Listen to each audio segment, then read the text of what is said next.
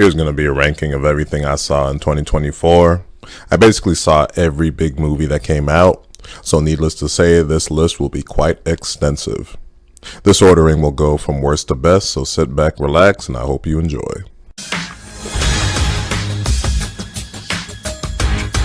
Kraven the Hunter is just a miserable experience of a movie. It's just awful in all aspects, and not in a fun, campy Madam Web kind of way, but in a I'm bored beyond belief kind of way. Mercifully, it's the end of the Sony Spidey villain side character movies. Good. Stay the away from this movie. When the man comes around.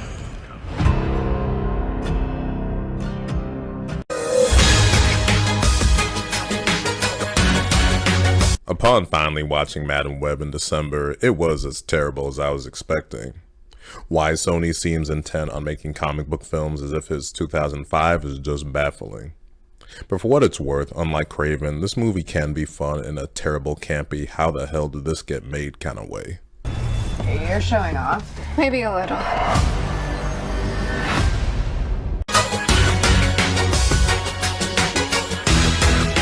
By the time we get to the fourth installment in the Despicable Me franchise, you know exactly what you're in store for, which is this lazy, bare-bones kids movie diversion. On its own, I do think it's better than the solo Minion movies, but overall we are talking about some truly despicable filmmaking here.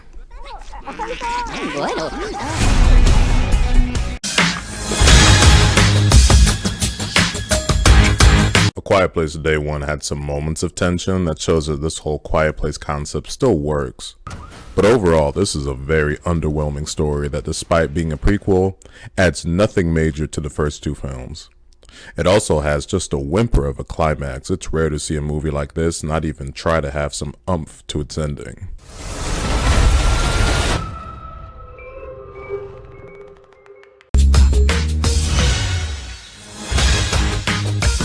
I didn't hate Joker Folie à Deux as much as some did. I do think it's a misguided sequel that wastes a lot of time with musical hallucinations, rather than really developing Arthur's Joker arc. All of this earned the film status as a critical and commercial failure. Even with how some audiences hated this film, I still can't believe that it bombed financially the way that it did.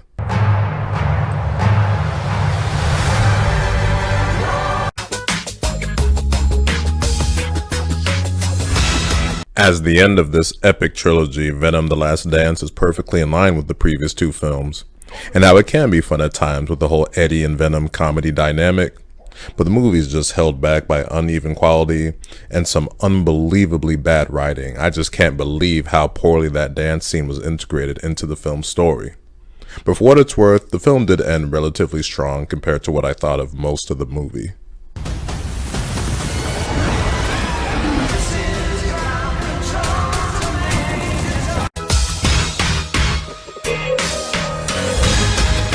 Mufasa the Lion King was what I feared about it going in to watch it, and that is a prequel story for the live-action Mufasa. It just isn't a very interesting watch, even if this movie did have its moments where it was okay.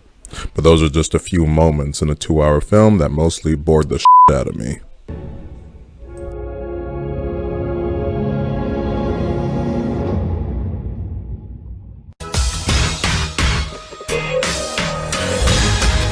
Kung Fu Panda 4 is far from unwatchable. It's decent for the kids. But watching this film, all I could think of was, yeah, they should have left this as a trilogy, as this is a story without any kind of impact, or leaves you thinking that this was a chapter of the series that I definitely had to see. But money talks, I guess. Skadoosh. Stand back. I'm gonna kick my butt.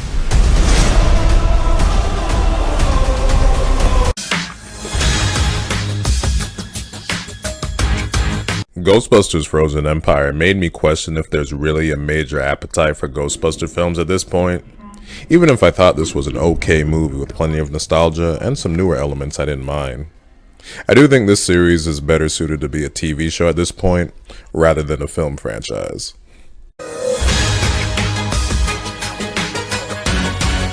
Furiosa: Mad Max Saga is an effective prequel Odyssey type story for Furiosa.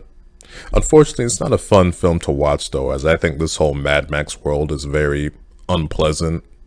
You combine that to doing a prequel to a movie that's almost 10 years old, and it's no wonder this film was a mega flop at the box office.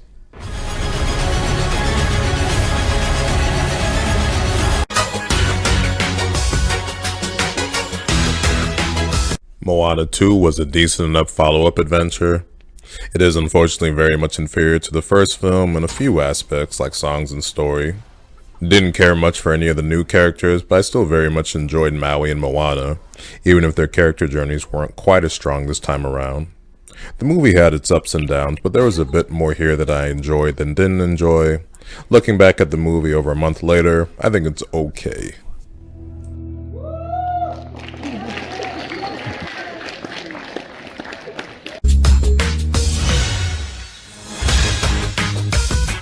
Alien Romulus combines the best elements of the series' acclaimed films in Alien and Aliens, with horror and action respectively.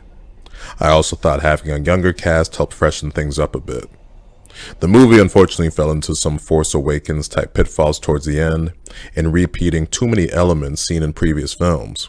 I mean, for sakes, could y'all filmmakers please find a different way to defeat these creatures than just blowing them out into space at the end?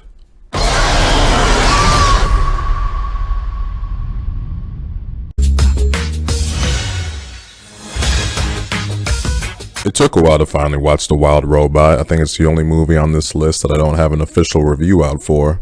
And I was very much excited to watch it because I had heard great things about it. I could definitely appreciate it for its subtlety, earnest filmmaking, and heart. But the same things you could say are great or even good about it are partially why I didn't find it to be very entertaining, nor did I find it as emotionally stirring as some did. I found a lot of those scenes to feel forced. I didn't really feel all that much of a connection to Roz. It was a lesser version of Baymax.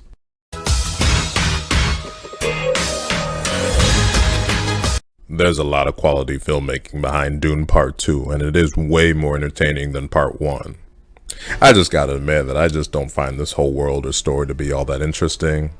A lot of this movie is elevated by its superstar level cast, otherwise it'd be a complete snooze fest.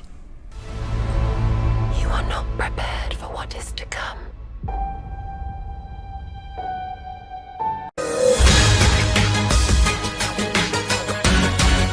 Transformers 1 was the first modern-day fully animated Transformers film, and it was a great experience showcasing the start of the basic conflict between Optimus Prime and Megatron. It was exciting, well thought out, well voiced, and left me wanting more. Unfortunately, we won't get more as this was one of the bigger financial bombs of 2024. I am Optimus Prime.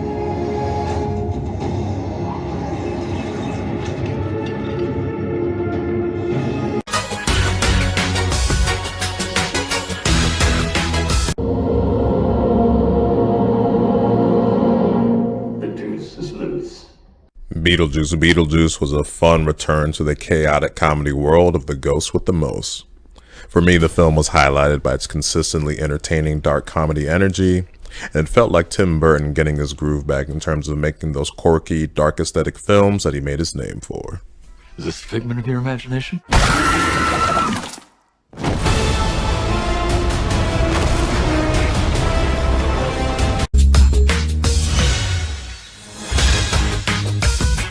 Godzilla x Kong: The New Empire isn't exactly 2 hours of the titular titans teamed up, but there's enough that works here throughout, notably the ape stuff, visuals, and spectacle.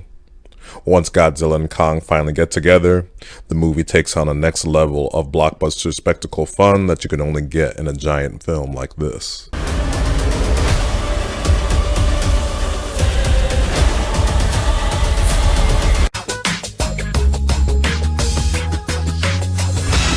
Gladiator 2 is an effective follow-up to its iconic predecessor. It lived up to the elements you'd expect to see from a gladiator-type story, and provided a story that brought out the best in its characters.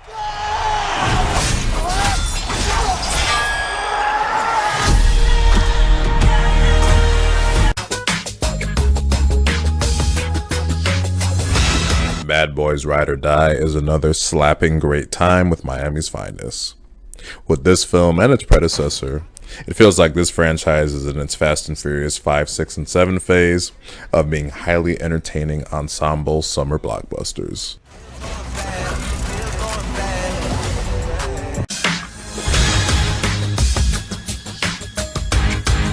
Deadpool and Wolverine was the most hype event of 2024.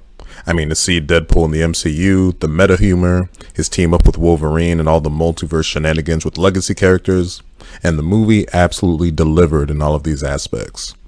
But I stand by what I said in my review, that I don't think the TVA storyline is very good, nor is the whole villain story, which while the performance was good, that whole aspect left a lot to be desired and is where the movie started to go a bit off the rails.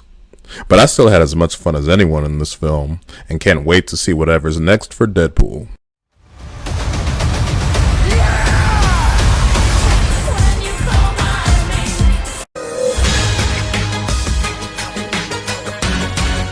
With Wicked, I've never seen the original Broadway show, but this was a great Broadway-type theatrical experience.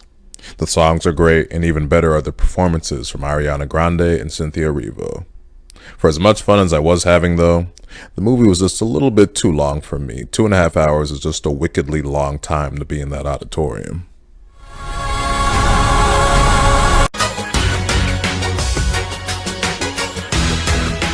Terrifier 3 is more twisted, horrific, splatterific fun, if you can call it that, with Art the Clown, this time with a holiday twist. Thankfully, it wasn't 2.5 hours long with part 2, and the main character's arc was very strong. This movie definitely makes Art the Clown an icon, although I will say that shower scene was a bit too much for me. I was sweating when that scene was over.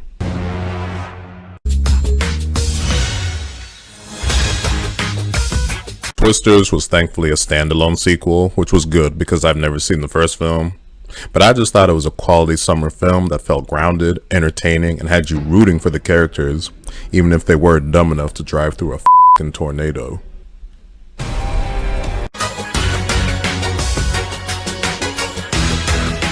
Sonic the Hedgehog 3 was easily the best of the 3 films.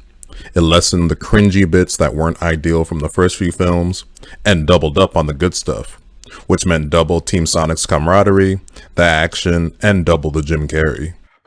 In the saggy flesh. I've never played the Sonic games, nor am I into Sonic lore on that level, but man was I jealous and wish I could get in on the cheers this movie was getting during its climax and mid-credit scene. What? Who are you?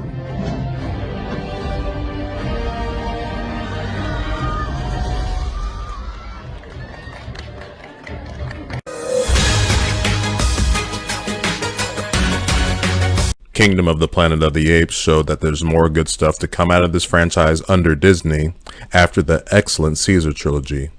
The quality of this film was right in line with those Caesar films, as it was blockbuster filmmaking with a heart, brains, and story behind it, along with those continued sensational visual effects. What a wonderful day!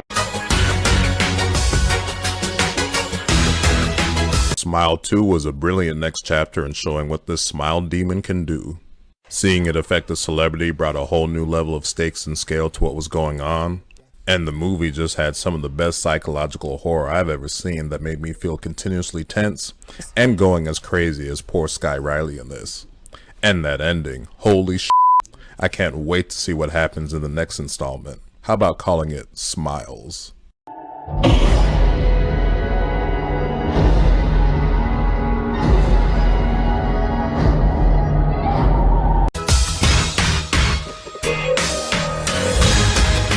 Inside Out 2 was the movie Disney and Pixar desperately needed. It created another great colorful adventure in Riley's mind, while having a level of introspective that makes you think, holy shit, this isn't a kid's film? It's not a stretch to say that this movie saved Disney and Pixar's reputation after a dismal 2023, and showed the heights critically and financially they're able to reach when they tell the right story.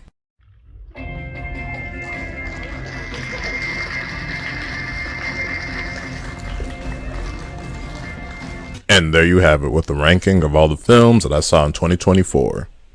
Going into the year, I wasn't all that much excited for the overall lineup of films besides some of the obviously more exciting titles. But collectively, it proved to be another fun year of moviegoing. More so than ever though, originality is just dead, as all of your high-profile movies were sequels. But admittedly, those are the movies that get myself and others excited, so it is what it is. 2025 looks to be another year that'll have its ups and downs at the movies, and of course, a whole lot of sequels. So that'll do it for this ranking of all the movies I saw in 2024. If you made it to the end of this video, thank you for watching.